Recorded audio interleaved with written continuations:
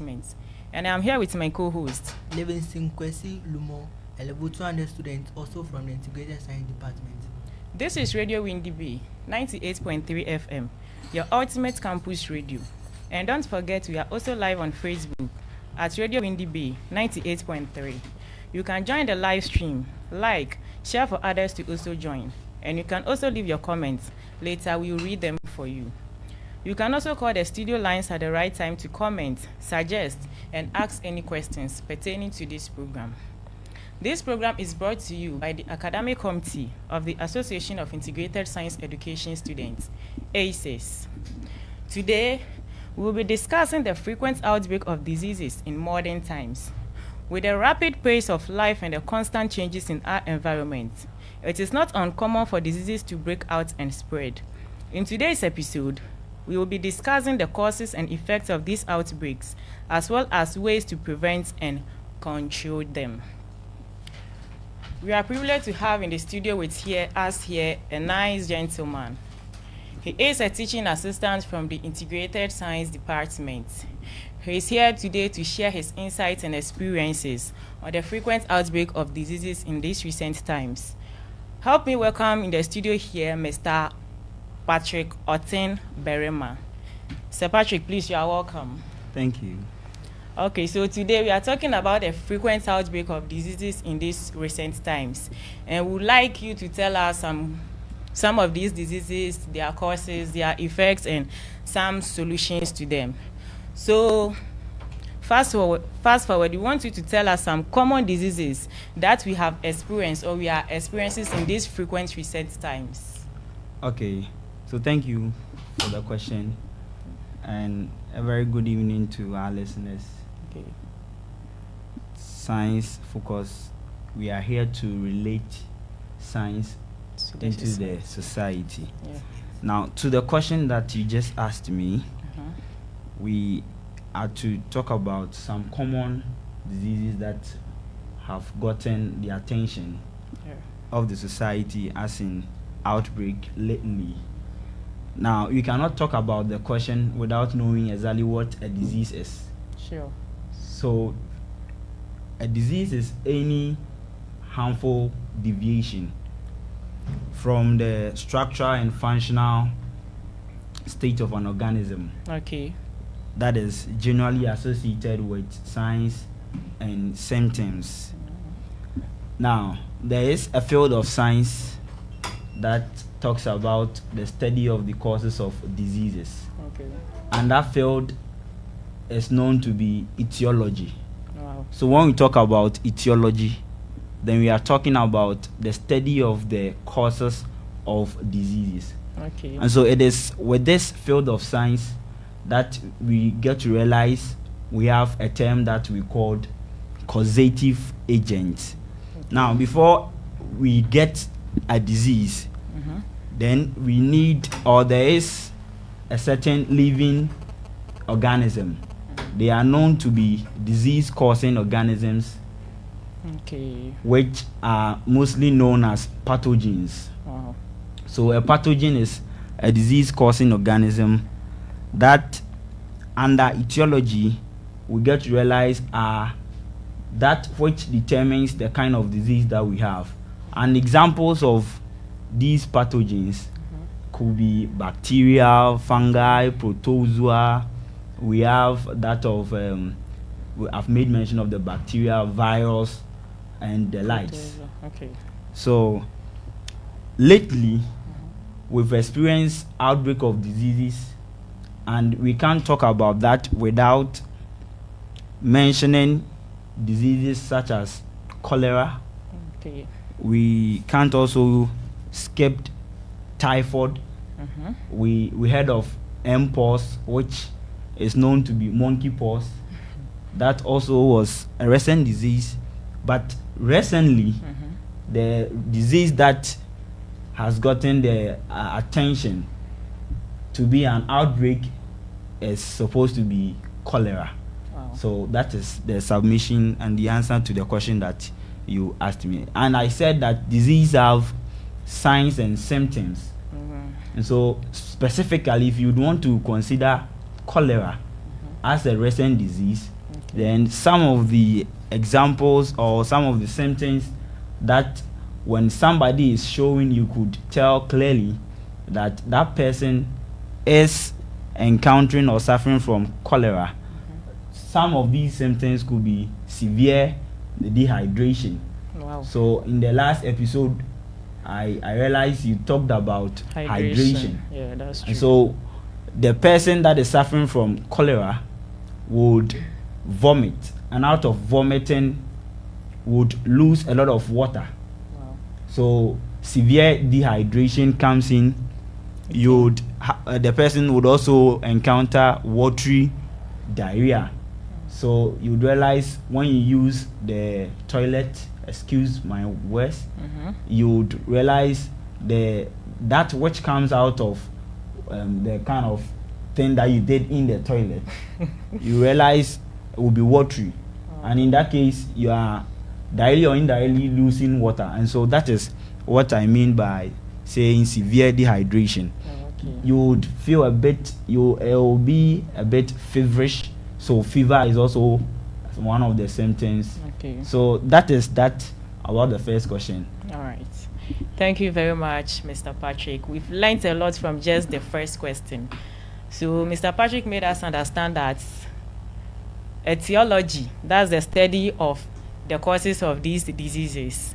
And he was specifically on cholera, where he gave us some symptoms of cholera. And he made mention that there are some causative agents. Those are the disease-causing organisms which bring about these diseases. And some of them which include the bacteria, the fungi, the protozoa, and a lot of them. So for one to get cholera, we have some signs and symptoms. He made mention of severe dehydration, which is when you vomit, you lose a lot of water, which makes you experience severe dehydration. And also you get watery diarrhea. When you visit the washroom, you realize that your stool becomes watery. And also sometimes you feel feverish. So these are some of the symptoms of cholera. Thank you very much. Thank you, Mr. Patrick. Can you enlighten us on what are the main causes of these diseases you have mentioned? The main causes of these diseases you have mentioned. Okay. So thank you once again for the next question that you've asked me. Okay. So we'll delve into something that we called vehicle for transmission. Wow. Okay. Now that is still under etiology. Okay. So when we talk about vehicle for transmission, under etiology, it is said to known that vehicle of transmission, they are one way or the other inanimate objects or things that contain or carries pathogens that are said to be disease-causing organisms. So vehicle for transmission are the carriers of pathogens, which are the disease-causing organisms. An example of a vehicle for transmission could be food, water, and air. Wow. But with respect to what we've chosen to be a recent outbreak of disease, which is the cholera, then we are going to concentrate on food and water. All right. So the food and water would have to carry the disease-causing organisms, which are the pathogens.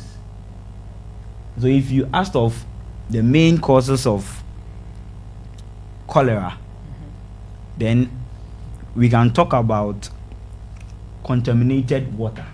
Okay. So you see, we've made mention of water, which is a vehicle for transmission of a disease, which is cholera. Okay. So if you drink unsafe or untreated water, which of course you have a percentage of these disease-causing organisms in that water, then you stand a chance of suffering from cholera. You could contract cholera. And also, if you eat contaminated foods which contain the vibrio cholera, which is the vibrio cholera is the pathogen That is a bacterium. It is responsible for causing cholera. Okay. So if you eat a contaminated food that contains, or a food that contains this pathogen, then you are going to suffer from cholera. Wow. So we've talked about, I've made mention of contaminated food, contaminated water. Yeah. Now the next one that I would want to talk about is the something we call poor sanitation. Poor sanitation. Okay. So you would realize there is improper disposal of waste materials into the environment, into the water bodies, and that result into production of these disease-causing organisms such as the vibros, which are capable of causing cholera. Okay. So that is another point that could lead us to contracting cholera. All right. So that is that about the question. Okay, thank you very much. So, Mr. Patrick just made mention of some of the main causes of cholera. So, main causes of cholera, he just mentioned of contaminated water, contaminated food, which brings out a vibro cholera or whatever, which carries the pathogen. That one is a pathogen, which is by the bacteria. Exactly. And also poor sanitation can make us get cholera. Okay, thank you very much.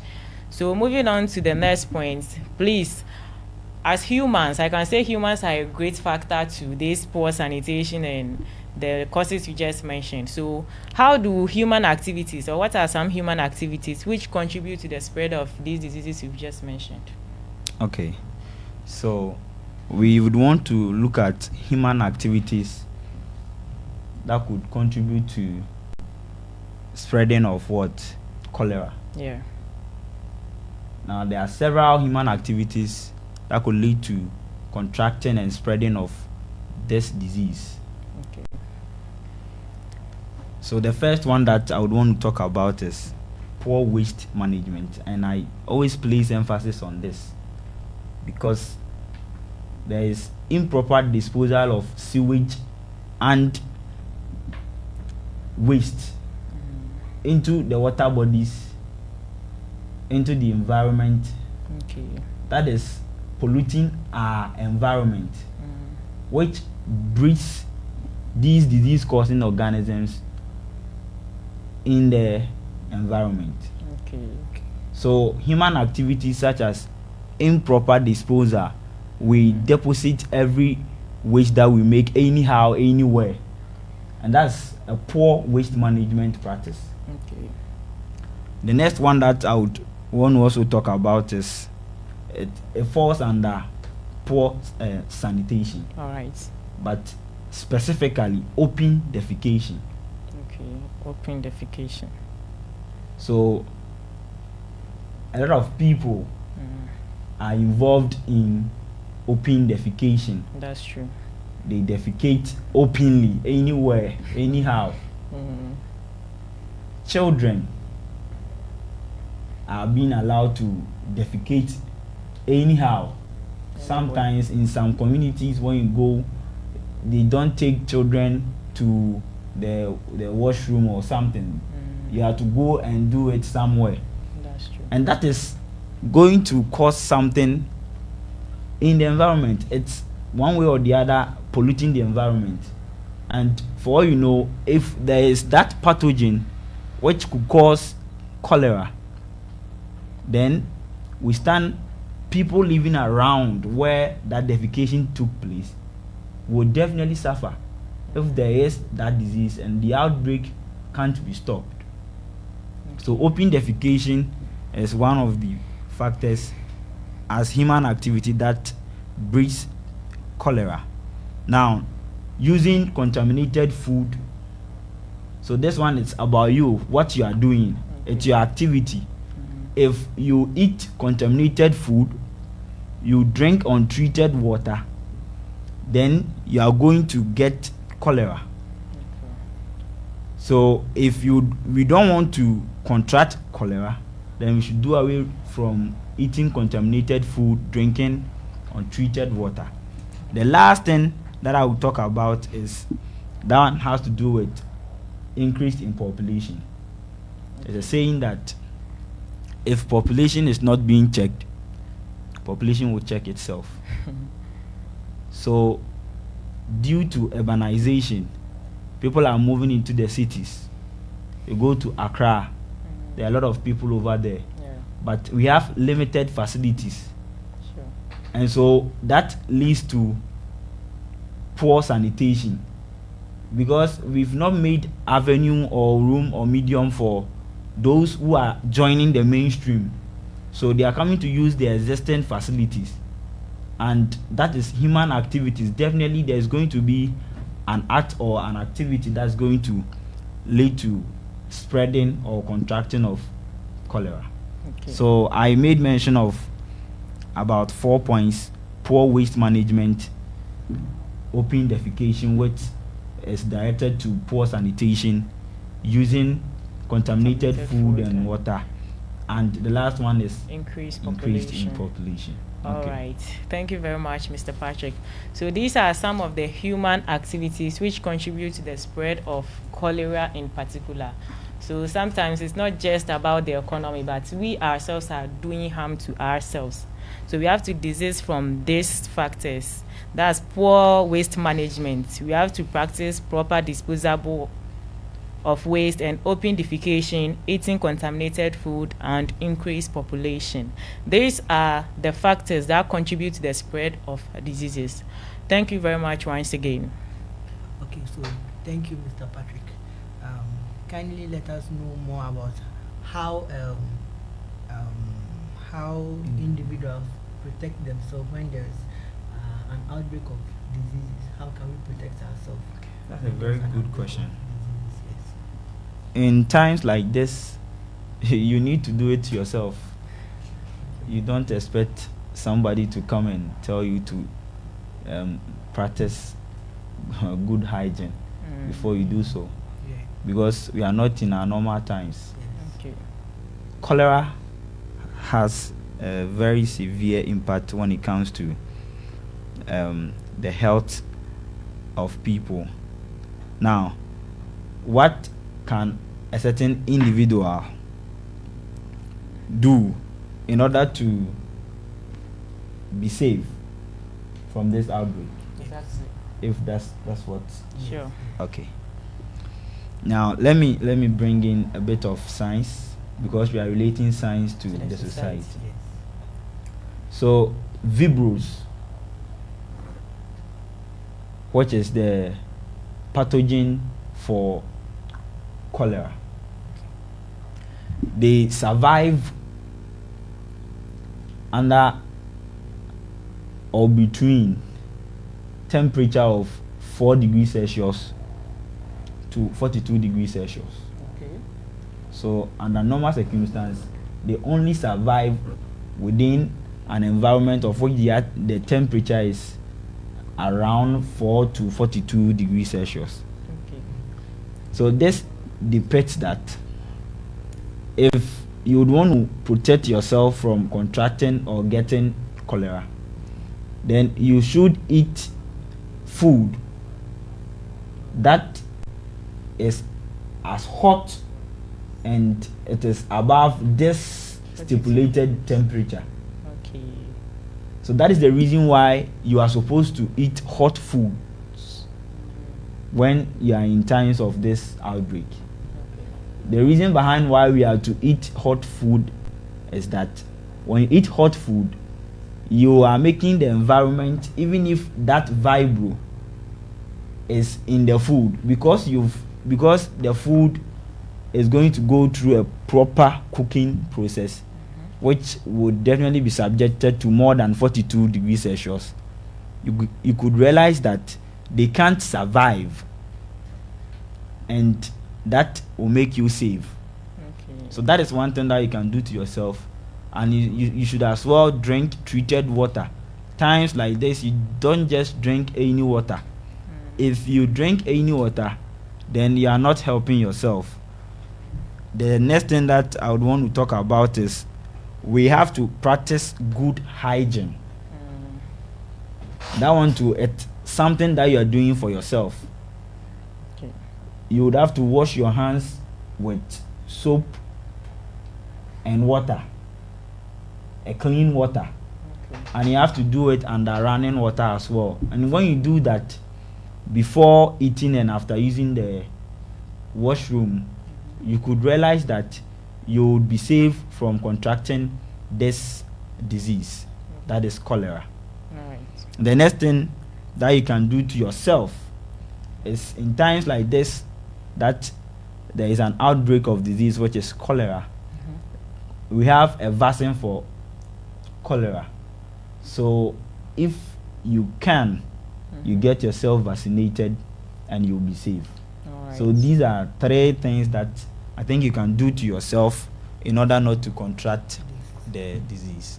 All right, thank you. So these are the individual ways of protecting ourselves from these diseases. That is, we should eat food that are above this range, which is 4 to 42 degrees Celsius.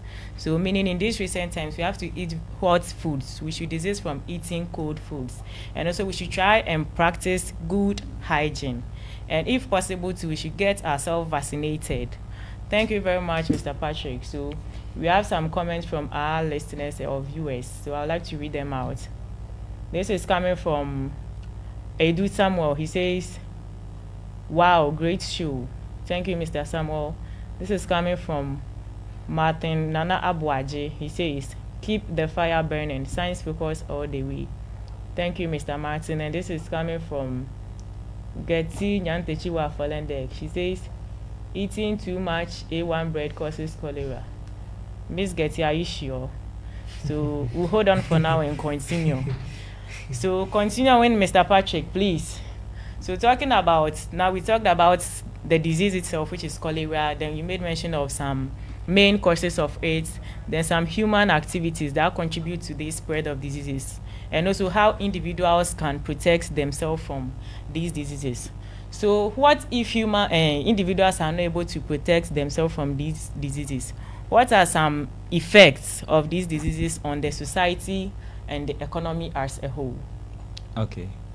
So, in other words, you want us to talk about the implications, the effects. Yeah. Okay. So,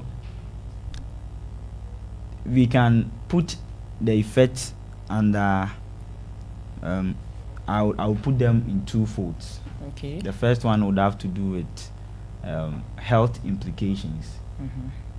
Now, when you have cholera and you have severe dehydration, you have fever, you have watery diarrhea, and you are vomiting, it's a mess.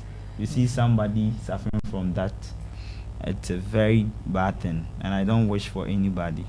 Okay. But then, so long as we have to look at the effect, if you are aware of the effects of it, you'll be very conscious when it comes to protecting yourself. Okay. So, under the health implication, so because you'll be subjected to severe dehydration, which one way or the other could lead to death. You can die. Wow. So there is going to be the long-term effect is there could be an increase in mortality.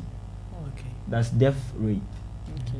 Because I think the reported cases, we have about 3, as at the time I read the issue out, there was about 3 people who were part of the reported case that passed away. And so long-term effects could be death. Somebody can die. That is increase in mortality. And that happens mostly with respect to children under 5 years, the young boys and girls, and somehow the aged, the elderly ones. Okay. Now the economic impact, there is another one. So the second one that I would want to add to the health implication is economic impact. Now during this outbreak, we could have a lot of workforce, the labor force, that are part of the reported cases. And in that case, one way or the other, productivity would be reduced. Okay. So if the outbreak goes on and nothing is being done about it, then we are expected to have loss of productivity. Oh. There is going to be pressure on the healthcare system, and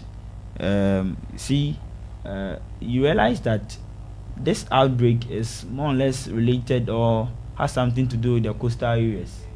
Have you seen it? Sure. Okay. Yes, because I think we have reported cases in Winneba here and Takra. We had something like that as well. So, and those places are subjected to tourism. And so, if I'm to embark on a tour and I'm to come to Winneba and go to Akosia village and look for something, and I know for sure that there is an outbreak of cholera, do you think I will come? No. So, in other words, the economic sector, the government is also going to lose revenue, because we all know that tourism attraction result into generation of revenue. So it has a long-term effect and the short ones. The short ones are more or less related to yourself, and the long-term is the death rate and that of the loss of productivity. We could also have disruption of tourism. Nobody would come there. I don't want to come to place where after visiting the tourism, then I'll go home with a certain infected disease. Okay. So if you ask me of the effects, I think you can talk about these ones. Okay. So these are the long-term effects of this outbreak of diseases. That's, we have the health implications. That's increase in mortality rate. That's the death rate.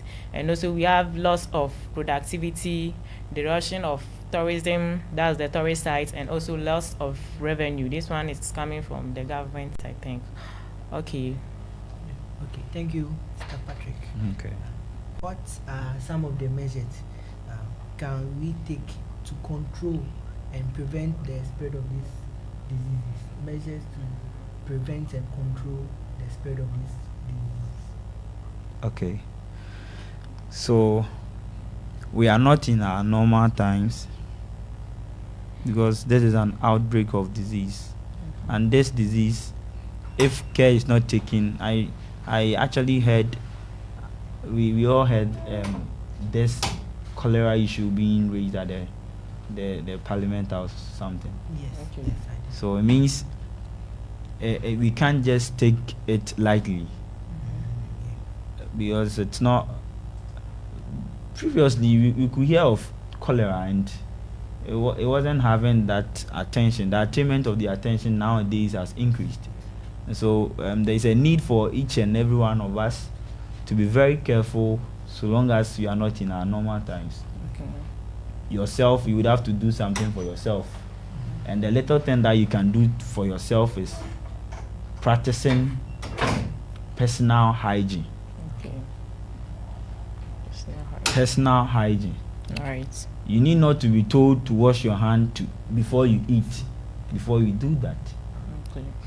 So if you do not know, you need to wash your hands with soap and clean water before you eat, because that will go a long way of helping you to not to contract the disease. Now, we are not in our normal times. Sure. So another thing that you can do to yourself is you try as much as possible to eat hot foods. Okay. Avoid eating cold foods, because if you eat cold food, the bacteria is capable of surviving under cold temperature. Okay. And so you would have to eat hot food so that it will help you to be safe. All right. Go to the hospital if the need be. Mm-hmm. Get yourself vaccinated. Okay. And the last thing that we could use as a measure is what we are doing. We need to create awareness. Okay. Health education, we have to create awareness. Those people that are defecating openly, they do not know the implications that come with open defecation. Yeah. But then if you move into the society, the communities, then we tell them that when you defecate openly into the environment, you are just taking the environment, making it polluted, and that could result into outbreak of disease such as that which we are encountering today. Okay. So we need to create awareness, and I think with that we will be able to prevent this disease. Okay, thank you very much, Mr. Patrick. So, talking about the measures individuals can take to prevent these diseases, we said we must practice personal hygiene. This is for our individual self. And also, we must eat hot foods. We are not in the normal time, so we must practice eating hot foods. We have to desist from eating these cold foods. And also, we have to create awareness in the society, because some people are ignorant, like he made mention.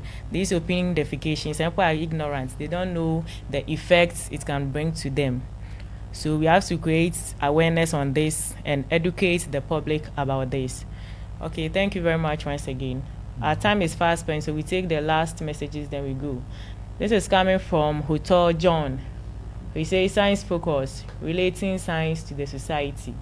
This is coming from Kwatin Emmanuel. He said ACEs all the way. This one is coming from Getty Nyantechiwa Afolendek. She says, I got food from outside. Is the question, okay. I got food from outside. I started having a stomach ache after eating. Could it be cholera? Mr. Patrick, please. We have a question here.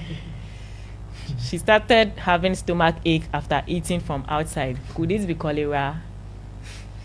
So please answer our viewer this question. Okay. That's a very interesting question. Okay. But then it's under theology they've realized that you could even have the pathogen within the system without showing the symptom, but you show it. The fact that she's having stomach ache after eating the food, we can't just confirm it to be cholera. Sure. But then if afterwards she's going to show off those symptoms, then I think we can confirm that it's cholera. All right. So that's the answer to it. Ms. Getty, I think you are answered. So please, with your situation, we can't just conclude you have cholera. So just relax and wait for the symptoms. You can also visit the hospital to check. Okay, so thank you very much. Our time is fast spent, so we'll clock out very soon. But before we clock out, we'd like to take some shout outs from our guests and my co-hosts. So Mr. Patrick, please, do you have any shout outs? Yes, I have. Okay. I would like to say very thank you for the opportunity. You're welcome. And a shout out to IHOD, Dr. Kumsen. All right. To Dr. Chumesi, Dr. Nelly, Okay. Dr. Help me. Charity. Dr. Isinam, Mr. Isiam, Madam Rebecca, all the lecturers. Okay. A very big shout out to all of them, and I think my mom is watching, so Okay. Hi, big, Mom. nice one. Please, To my before mom, you go, okay. to my mom, my colleagues at Seminar Room 2. Wow. Big up to all of you. Okay. Please, before you go, we have one question. This person said the question is very important. You have to answer before you leave. So this is coming from Gertrude again. She says, I drank water from the well. Am I prone to cholera? So she drinks water from the well. She wants to know if she's prone to cholera. Okay, if Miss Getty has been following, actually didn't mention anything about the untreated water. I made mention of stop drinking untreated water. Sure. Now the water from the well is not treated, That's true. so she's very prone to contracting cholera. Okay. So she has to drink treated water, which the bottled water could be. Okay. So I think she has to do that. Okay, so Miss Getty, please, you are answered. As at now, I think you are prone to cholera, so please, you better start going to the hospital because first you ate from outside, second you are drinking water from the well. So please, I think we have a very big problem. So thank you very much, Mr. Patrick. My co-host, Mr. Levenstein, please, any shout-outs? Yes, of course. Shout out to the HOD of Integrated Science, Yeah, I wish you Dr. this. Nelly, Dr. Charity Esnam, Dr. Chumesi, our producer, Mr. Bright Fuga, and to Dr. Lumo, do Don and Prosper, and finally, Rita Esnam Yante and Tina. Shout out to all of you. Okay, thank you very much. So I also like to give a shout out to all ACES executives. And also a special shout out to Mr. Ankuma Kwejo. God bless you for me. And also a shout out to Miss Gertrude Afolende Kiantechiwa, ACES Wukom. And also my last but one shout out. This one goes to Miss Pearl Abanalati, the Deputy Academic Committee Chairperson, and all the Science Focus crew. Then this one is my last shout out, goes to Dr. Pumba. So thank you once again for joining us. Global health security is only as strong as its weakest link. Let's unite to prevent, detect, and respond to diseases outbreak before they become pandemics. Remember, staying informed is key to staying healthy. By understanding the risks and taking simple precautions, we can all play a role in preventing the spread of diseases. Until next time, stay safe, stay informed. Theme for the week: preventing outbreak of diseases. This has been an exciting episode of Science Focus. This is where our time will permit us to end. Special thanks to our guests, our executive producer, Mr. Collins K. Ewuku, our producer, Mr. Bright Fuga, our patron and patroness of Science Focus, Dr. Stephen Chumesi Anine and Dr. Mrs. Nelly Adjwase Chihagan, the HOD and the patroness of the Integrated Science Education Department, Dr. Charles Kwesi Kumsen and Dr. Mrs. Nelly Adjwase Chihagan, all the Science Focus crew, the founder of Science Focus, Mr. George Edupoku, all ACES members, and also all lecturers in the Integrated Science Department, and our lovely listeners. Once again, I am Patience Colley and my co-host, Livingston Kwesi Lumo. and we have been your hosts for Science Focus today. Have a lovely week. Bye.